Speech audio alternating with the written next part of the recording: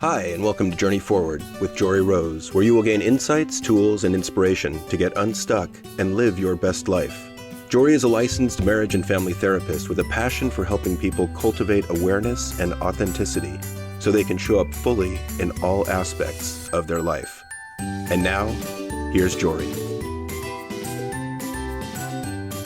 Hi, and welcome back to Journey Forward with Jory Rose. I'm so excited to have Emily King on today. And she and I met a couple of months ago at a conference and was definitely one of those people like I saw across the room. It's like, I don't know you yet, but I want to know you. Like something about you, just I wanted to be your friend and wanted to get to know you. So I'm so glad we've continued the relationship and talking outside of when we first met. So thank you so much for sharing your time and space with us today. So introduce yourself to our listeners.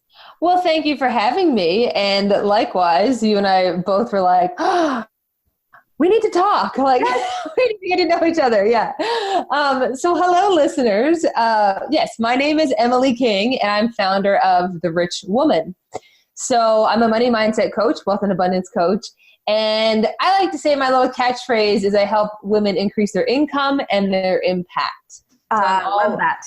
Yeah, because I mean, if I were to add a third, it'd be just to, truly live a rich life in all ways possible. So I'm about the money mindset first and foremost. Let's get that, really solid, feeling really amazing about money in your life and all that good stuff so we can grow a thriving business.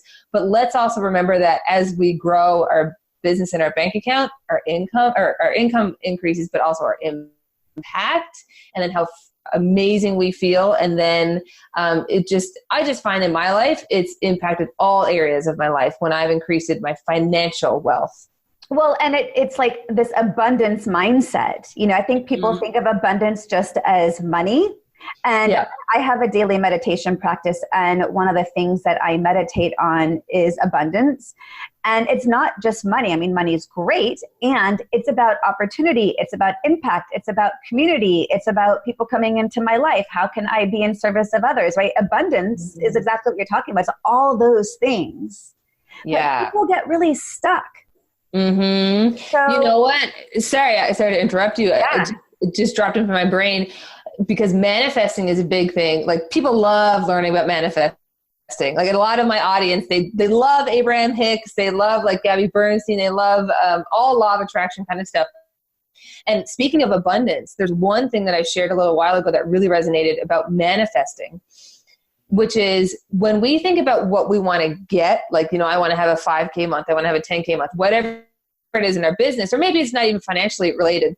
On the flip side of that, if I were to sit here and say, I really want to have a 5K month in my business, the best way to get into the energetic alignment with that is to think, how can I give 5,000 of value into the world this month? Yeah. So flipping it from I'm trying to get to, I'm going to give the hell out of this 5K this month. I love that reframe. I'm all about the reframe because I think we get stuck in seeing things only in one way. Mm-hmm. And that's where our mindsets don't serve us, right? So to be able to say, how can I offer this much value to the world or to my community or to my clients or whoever is listening out in the ethers? Yeah. Yeah, I love that. And I'm huge about manifestation. And I have to say, I am a manifester. Mm-hmm. I have manifested almost everything that I have intended.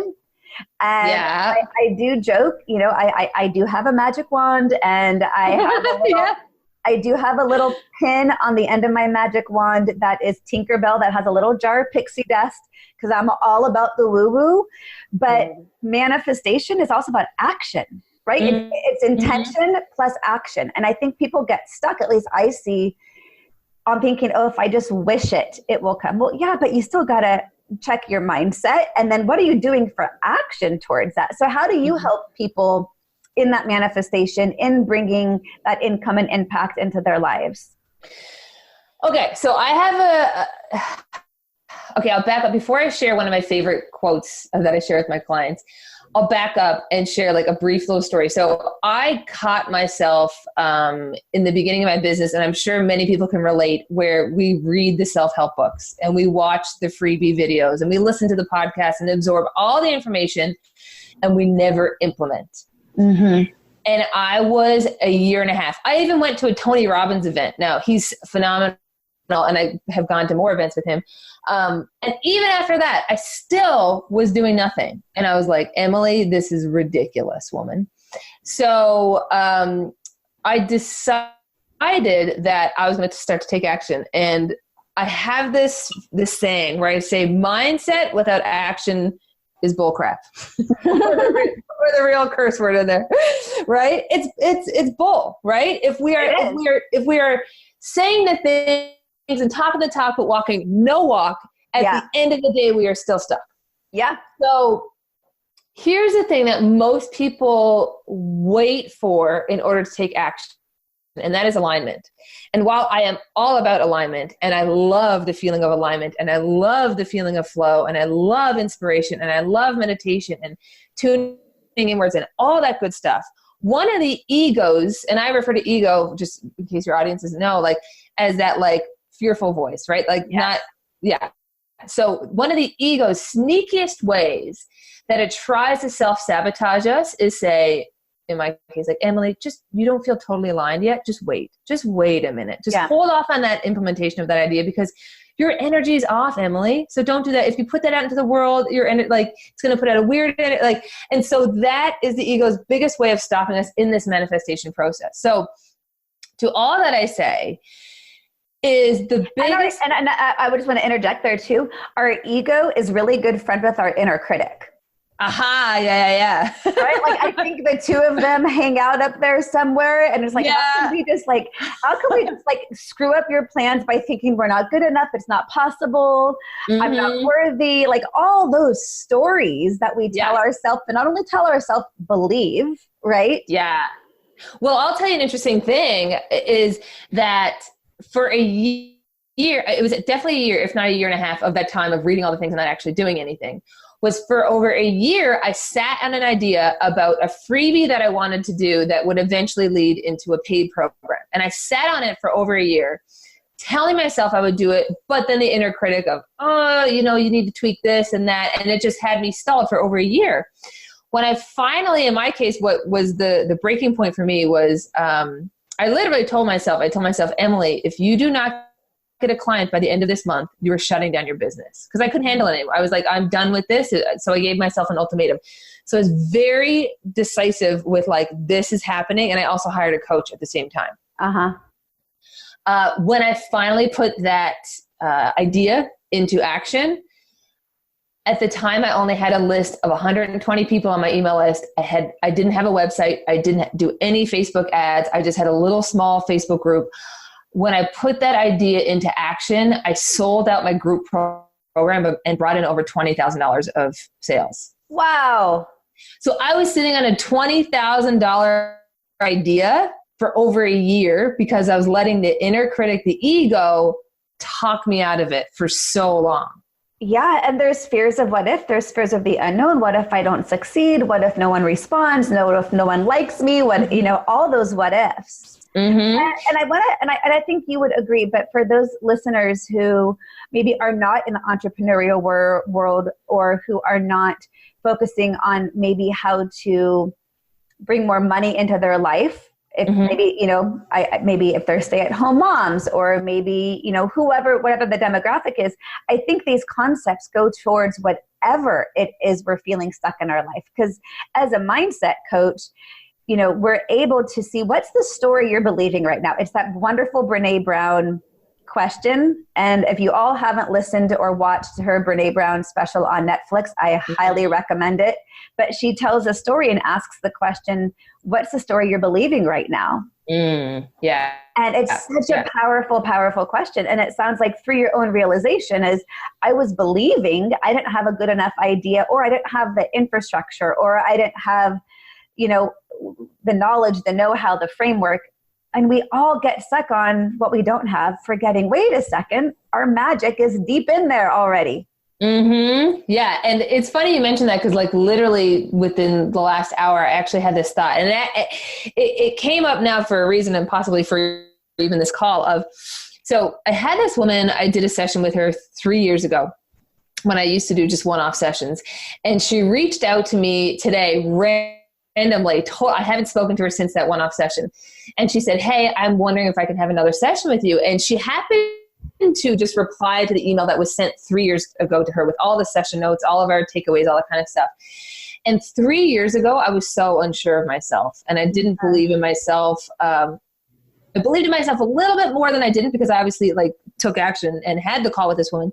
But it was fascinating looking at this email, and my email I had sent 3 years ago, because I was like, wow, that was a phenomenal email that you sent, Emily. Wow, that's really great wisdom and knowledge and takeaways for her. And it was just oh my goodness, if I had only realized how valuable and how amazing I was back then, not to regret where I am now, but just how amazing and how much further could I be now? And so I had this realization today of just at some point in my life, I'm going to believe I'm worthy of whatever, sitting on a couch next to Oprah, or being on the stage. Me too. Right? Or being on stage in front of tens of thousands of people, whatever it is. At some point in my life, I am going to believe that, know that, and attract that into my life. So it might as well start now. Couldn't hurt. Right? It might as well happen. What would happen if you did believe it? Actually, and it's funny. So last month, just as a side note, I had the best month ever in my business, and I'll show you my screensaver. You can see me on video here. Oh, no, it doesn't really show up. Anyhow, it says, whatever I believe whatever I believe I can achieve, I become. Absolutely. And again, I think that's true for no matter what it is we're trying to manifest in our life. Because I think at the bottom line, people just want to be happy. Mm-hmm. I think people want to feel important. I think people want to connect with others. Some of us do that through business. Some of that do that through just our communities. But we all have the same story stuck in our head. Yeah. Yeah. So how do you help people get past that? Well, it's interesting. I think a good tool for your audience to take away, even just right now, is in money. Let's talk money just for a second. So if somebody wants to be making more money, no matter if you're a stay-at-home mom, no matter if you have a business, no matter if you're working 9 to 5, whatever your situation, if you want to make more money, it's not the money that you actually want. It's what you think it's going to give you in terms of experiences, in terms of feelings. Because if I said, hey, opportunity, anything. I said, hey, I'm going to give you a check for $10,000, but you're going to feel miserable, you'd be like, ooh, I don't know if I really want to take that check from you. Right. It's the feeling that we desire. So something that people miss the mark on so much is honing in on what I call the 3 core desired feelings of when you get that thing, right, that the ego has you tricked into, you've got to wait until you get that thing and until you can feel amazing. When you get that thing, be it the love of your life, be it, let's use money in this case, be it the $10,000 a month or whatever, how are you going to feel? So quite often I hear people say I'm going to feel such freedom. I'll feel so free. I'll feel excited. I'll feel accomplished, et cetera, et cetera. And so we wouldn't know how we wanted to feel in those specific feelings if we hadn't already felt them before. So for example, excitement, right? Excitement. If you're saying, or freedom, I would feel free if I had that money. Well, you wouldn't be desiring to feel free if you hadn't already experienced freedom in your life already, because you wouldn't know what having a little taste of it. And it's give me more, give me more. Yeah. Yeah. And so if you've already experienced a feeling of freedom in your life, hence why you desire more of that feeling. Well, if you've already experienced freedom in your life without having that thing, be it, let's use the $10,000 a month example. Well, then how do you already have it now? And how can we appreciate that now so that we can attract more of it? And I get it. And listen, I like to say any idiot can feel good when things are going good. Sure. That's not true. If I had my best month ever last month in my business, was it hard to feel good? No, it was easy to feel good because I had the physical, manifestation in my bank account of woohoo, and the amazing clients to go with it. but here's where we need to step up to the challenge is when things aren't going as planned. Mm-hmm. How do we respond differently? And how do we choose to still find the blessing, the freedom, the whatever it is, despite things not going as planned, and still staying committed to the manifestation of it? I love that. Well, and what I love about that too is what you're really saying is, well, I'll say it this way. You know, when I work with a lot of my clients, and you know, whether they're going through a divorce or having parenting struggles or, you know, any other relationship challenges or self-identity crises of who am I, you know, and they don't think it's going to be possible to get to wherever the magical it is. Like, you know, it's never going to be possible to get there. And one of the things that I will say is, I know you don't believe it yet, but I will hold the space for you that it is possible. Yeah. Because sometimes it takes a little bit of time to get to that belief, because I also think some people may want something they have never fully experienced. They just have had a glimpse, or they've seen someone else have a glimpse. And so part of it is, how can I believe it's possible when, again, that ego or the inner critic is saying, nope, you don't deserve that. Nope, someone else is better than you. Or nope, your clients aren't going to learn enough and you should charge less, and whatever it is. Yeah. So I think part of what you're doing, to me, what it sounds like, is creating the conditions for which they can believe in themselves. Yeah. They've never believed it yet, right? Yeah. And that's like me saying to my clients, I know you don't believe it yet, but I'm going to hold the space for you, because eventually you will, because I will help continue to create the conditions to be present for you to believe it, as we clear out all the cobwebs of all the bullshit that's getting in the way of you believing it and then manifesting it. Yeah, exactly. And so in whatever way possible, can we even like 1% believe it, because that's better than nothing. Yes. So if you're like, you know what, I got bills racked up, the tax man is after me, you know, I can't pay for it, you know, rent is due, and but whatever's going on. Okay, well, how do you have freedom already? You have city lights outside. You have a library you can go to. You have possibly a car. If you don't have a car, you have access to public transportation for very inexpensive rates. Like you have, I mean, especially like you and I'm in Canada, you're in America. I mean, the freedom that we have, some people would die to have the freedom. Yeah. Right? And so if we can even find some little taste of that sense of, in this case, the freedom, well, then we become that magnet for more. And as the saying goes, what you appreciate appreciates. So if we can appreciate even just a little fraction of freedom, well, then we are essentially saying, like, universe, God, source, whatever you believe in, I so appreciate where I am right now. And I'm ready to receive more. I'm ready to bring more into my life. Yeah. And I think I see one of the places where most people get stuck is either, and you said this in the beginning, but thinking all my ducks aren't in a row yet. I can't do it until everything's lined up. And I disagree. Do you disagree with that as well? Totally. Yeah. Because the ego will have you postpone, delay, procrastinate until the cows come home, whatever it is that you want to do. And then we can use that to continue to have an excuse. Because here's the way that I like to work with clients. Okay, we do the mindset work, but alongside of it, I have them taking action of some sort. Because we can do all the inner work, and then we can still, at the end of the day, not take action, and then come up with more excuses of, oh, I'm too scared to do this. It's like, let's just show up and do the work. And like, one of the biggest things that's been motivating me and helping me move forward, despite not having every, you know, thing perfectly aligned and all that kind of stuff, is this whole notion of give it a B- effort. Because I know, like, for the perfectionists out there listening to this, I'm like, oh my God, I cannot give it a B- effort. Everything needs to be A+. There's no point in trying to create an A+ material or post or whatever it is that you put out or potentially put out there if you never show it to the world. Yes. Yeah. And I will tell you, I can't think of one time where I've put out a B- effort and it not resonated in some way, shape, or form with my audience. Well, and here's the other thing too, which I love about what you're saying about this, is I think it makes you really relatable to other people to attract clients. Yeah. Because I want to show up in my work as a therapist or as a mindfulness and meditation teacher.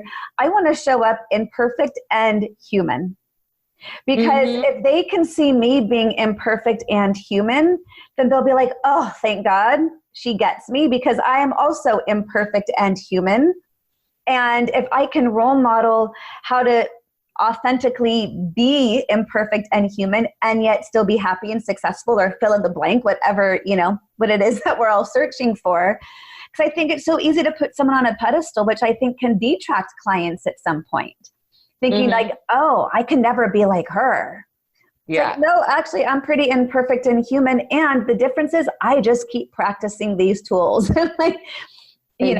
And it's something that my boyfriend and I, who were beginning to do more couples work and leading a couples retreat and doing couples coaching programs. And we just recorded a webinar together on all this stuff. And it wasn't 100% perfect.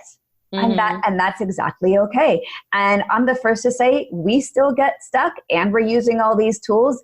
And I want that for people to see the real, like the reality of what success and happiness looks like. It's not this every duck lined in a row. Like, because when are we ever truly going to get that? Yeah.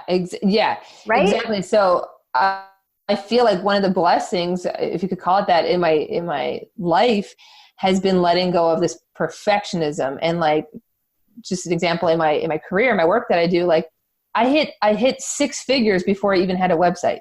Wow.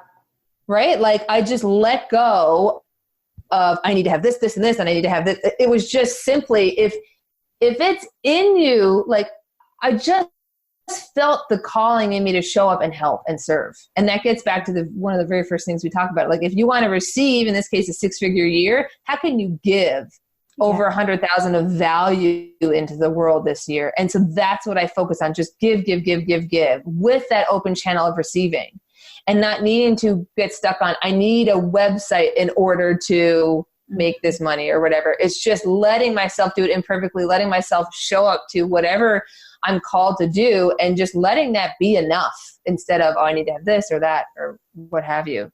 Yeah. I love that so much. I really do. And what have you seen, aside from the ego or the inner critic or the ducks in a row, are other places people get stuck? Are there other areas in which prevent that manifestation from occurring, or from allowing that 6-figure income from coming in?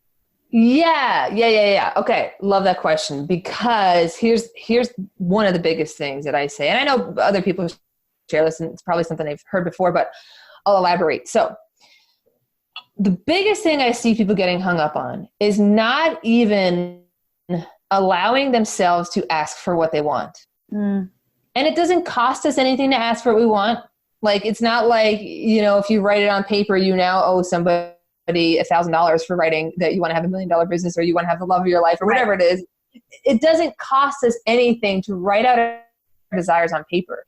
And so many people I see don't even let it be a possibility for themselves. Yeah. And so I was sharing this with a client there last month. She reached out to me and she was talking about goal setting and that kind of stuff. And we got talking about it. And here's what I see.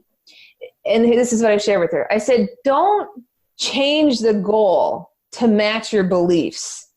Change your beliefs to match the goal where you're going. And that's where the work happens. That's where the manifestation happens. So listen, like, ladies and gentlemen, whoever's listening, the most amazing things that I've manifested in my life have come from being audacious and bold and like asking for things that should have never come true for me, like logistically speaking.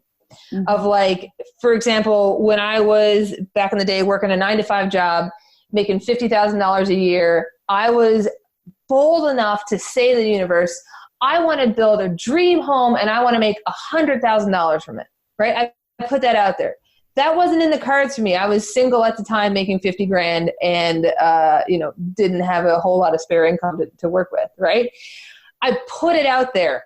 Within a year, the things aligned, that I call them the breadcrumbs aligned, to then have one thing lead to another, where before I knew it, I had the money to buy a piece of land, build this beautiful dream home. And I swear to God, I have a picture of the check almost to the dollar. When I sold that home, I made $100,000 off the sale of that home. Should have never happened, but I just asked. And you hear this analogy of the GPS, of like plugging in where you want to go, and the GPS saying reroute here, like to get to your destination. Yeah. I say we're not even sitting in the damn car putting in the destination. Yes. We're sitting back like, oh, I don't know. Could I go there? Maybe it's too hot. Should I go to this spot? Maybe it's we're standing inside the house going, oh, look at all those other people getting in their car, putting in their GPS, and they're all going where they want. I wish I could do that. Yeah, it's like woman, you got the GPS there. Plug in where you want to go and see where you end up. Like, you'll be pleasantly surprised. But I can promise you, you will not get anywhere that you don't ask to get to. Like, if you don't plug in the destination, how can you ever expect to go there? It's just crazy. Yeah. Yeah. I'm thinking of so many examples I don't have time to share, but I do wholeheartedly agree. If you don't ask, how are you ever going to receive?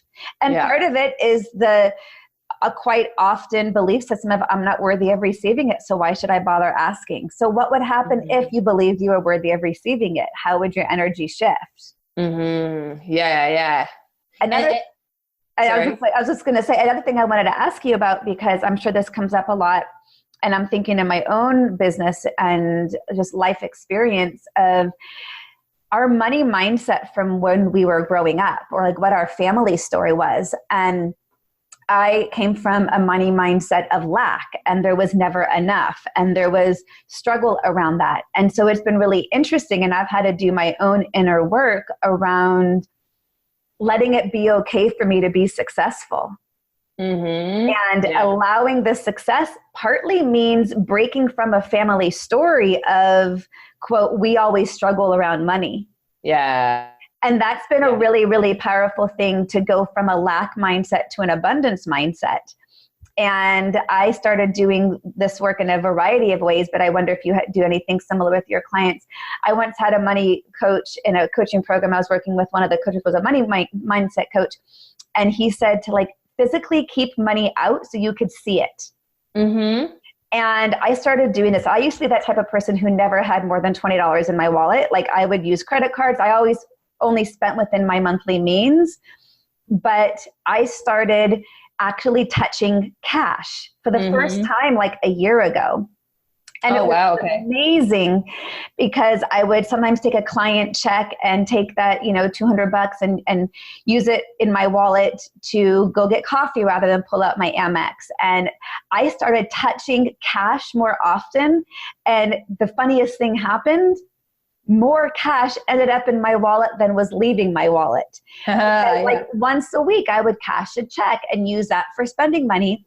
And I've gone from having maybe $20 to $40 tops in my wallet. At any given time, I could have a couple of hundred.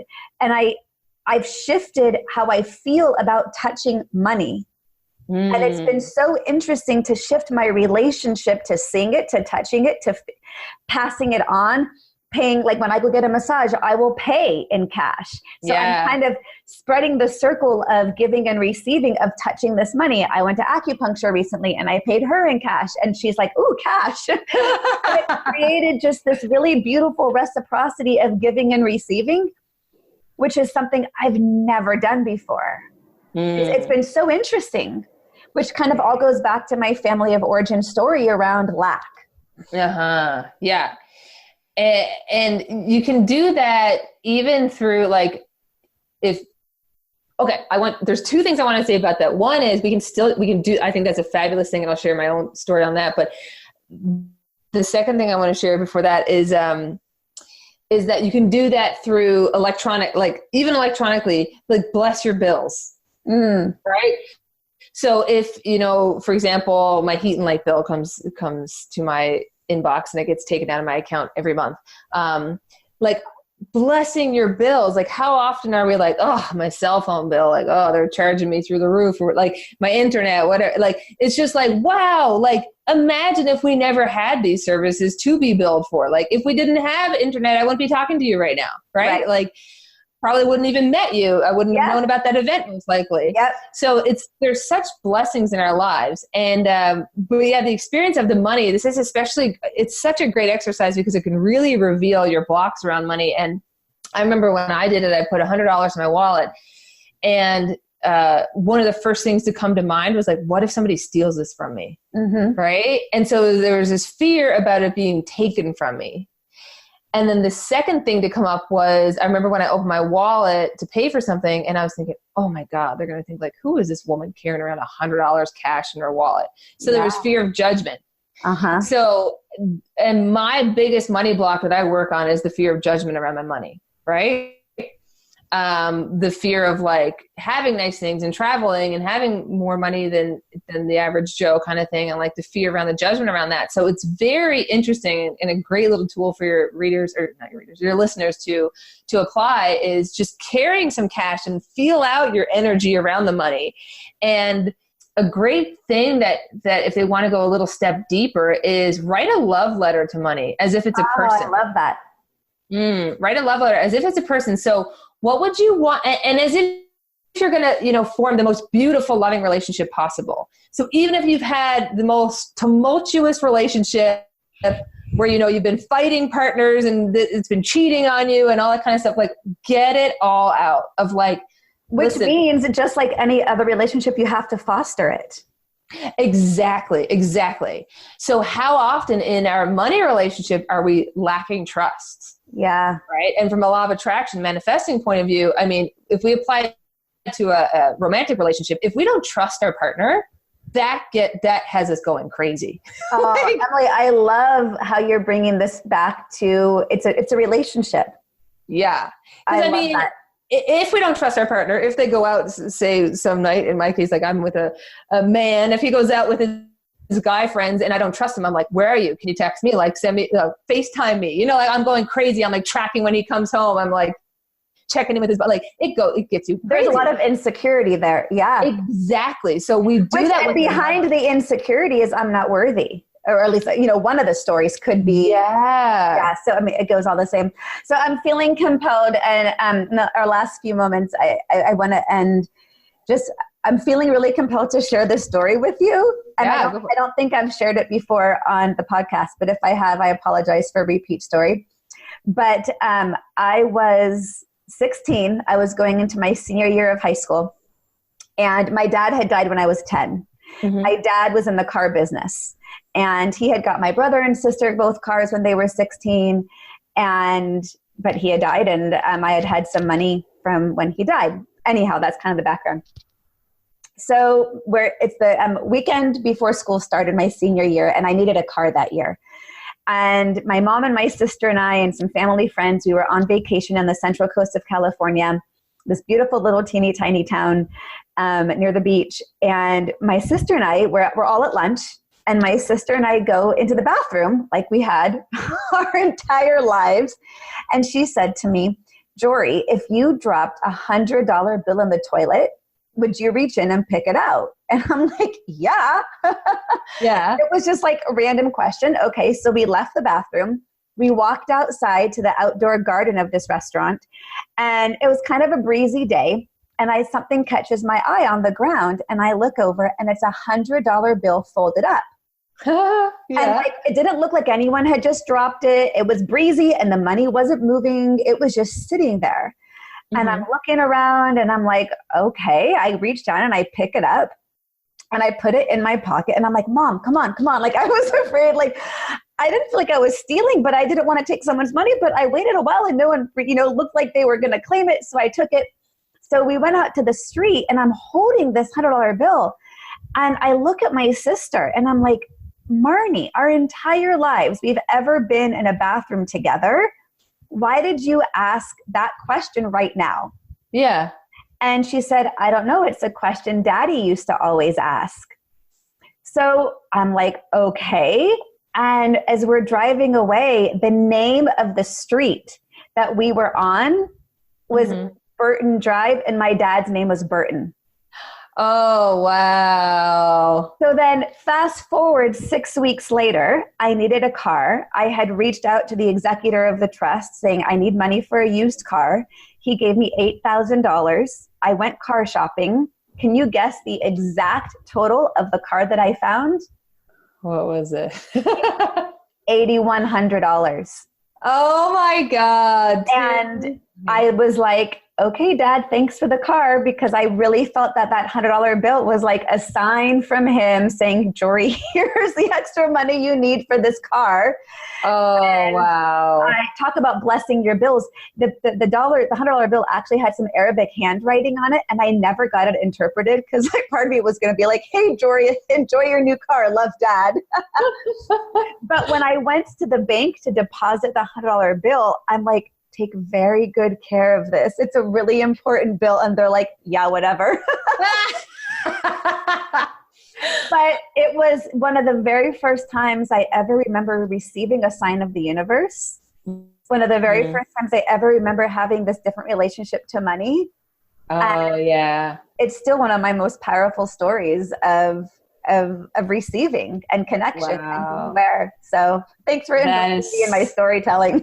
I love that story. I love it. That's so cool. I can't make this shit up. I have to. Yeah.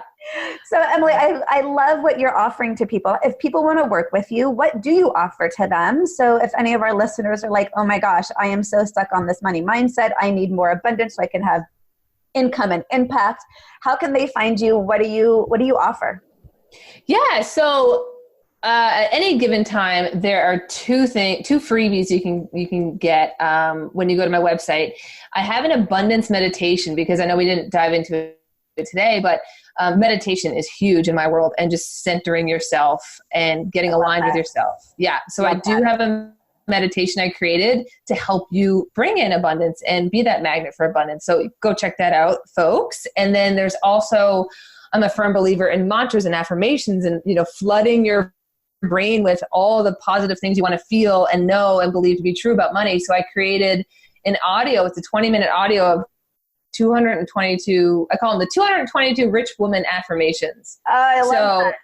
Yeah. So when you download the abundance meditation, you'll also get it in your inbox as a little bonus, that little audio there too. So that's some freebies. And then by all means, your audience can check me out on Instagram. It's therichwoman.inc. They can check out my website, therichwoman.ca. We'll have all these links in the show notes as well. Yeah. So check, and perhaps at the time of this airing, I'll have my membership doors open. If they want to check me out in my membership, there's lots of ways, but I'd say if this resonated with your audience, by all means, I invite them to check out my free stuff on Instagram, Facebook, all the goodness, and then go from there. Whatever they feel called to do or reach out to me about, by all means, they can. I love it. And I'm feeling super inspired because there's all these things I want to continue to manifest. And I've been noticing some of that inner critic ego talk. So I'm like, oh, okay, I'm super inspired right now. So thank you. You're very welcome. Thank you. Yeah. And I definitely look forward to the manifestation and for all of us who are listening, because I'm 100% believer in it. And it sounds like you definitely are really, really a great resource for your clients to get past whatever blocks are in their way. So yes, everyone, please check out Emily. And thank you so much for your time today. And I'm so happy that we met, and I look forward to continuing our relationship, both professionally and personally, outside of our conference calls and other ways of supporting each other, because I think what you're doing is really awesome.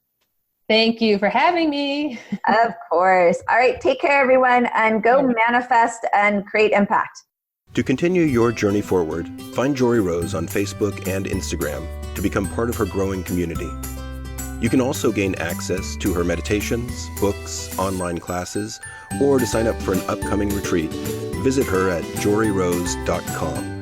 That's JOREEROSE.com.